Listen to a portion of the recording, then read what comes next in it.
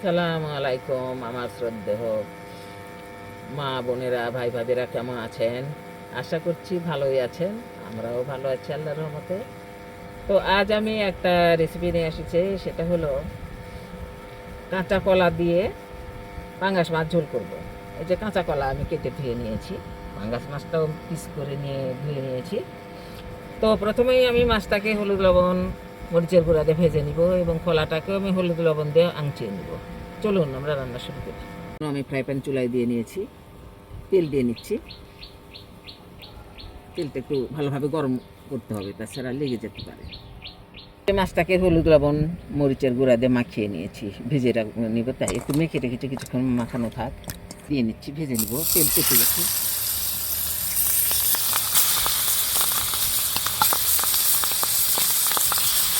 মাছটা দিয়ে নিলাম ফ্রাই প্যানে। এখন আমি সুন্দর করে এপিট ওপিট করে মাছ ভেজে নেব। এগুলো আমি ভেজে উঠিয়ে নিলাম। এখন আমি কলা ভেজে নেব। হলুদ গুঁড়া ভেজে নেব।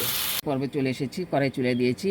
এখন তেল দিয়ে নিচ্ছি, পেঁয়াজ কুচি দিয়ে নিচ্ছি, জিরা, তেজপাতা।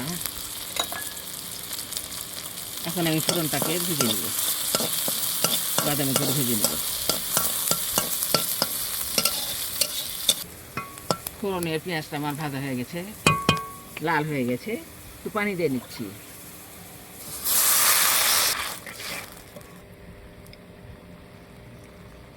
রসুন বাটা, আদা বাটা, জিরা বাটা, আদা রসুন জিরা বাটা দিয়ে নিলাম। স্বাদ মতো লবণ, ধনিয়া গুঁড়া, মরিচ গুঁড়া সব দেওয়া হয়ে গেছে। এখন আমি মশলাটাকে কষিয়ে নেব। হয়ে গেছে আমার, হয়ে গেল মশলা। সবজি দিয়ে দিব। আংচানো কাঁচা কলা আমি দিয়ে নিচ্ছি, আংচিয়ে রেখেছি। এখন আবার এই কলাটাকে আমি মশলার মধ্যে কষিয়ে নেব।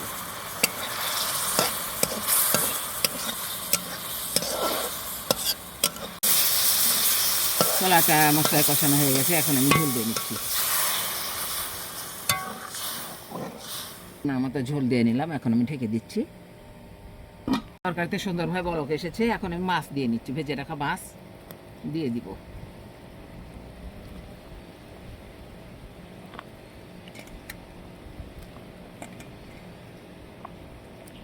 হয়ে গেল। এখন মাছটাকে নেড়ে চেড়ে দেবো, ঢেকে দেবো। আরও বেশ কিছুক্ষণ রান্না করতে হবে, আপনারা দেখতে থাকবেন। হয়ে গেল। এখন আমি নামিয়ে নিব। এই যে কাঁচা কলা দিয়ে পাঙ্গাস মাছের ঝোলটা আমার হয়ে গেছে। তো ইচ্ছা করলে আপনারা এভাবে রান্না করে খেতে পারেন। আমরা মাঝে মাঝে রান্না করে খাই, বেশ ভালো লাগে। আপনারা কোনোদিন যদি কলা দিয়ে না খেয়ে থাকেন, তাহলে কলা দিয়ে রান্না করে খেয়ে দেখবেন, খুব সুন্দর লাগবে। একটা দিন খেয়ে দেখবেন, খুব ভালো লাগবে। আপনারা সবাই ভালো থাকবেন, সুস্থ থাকবেন। আল্লাহ হাফিজ।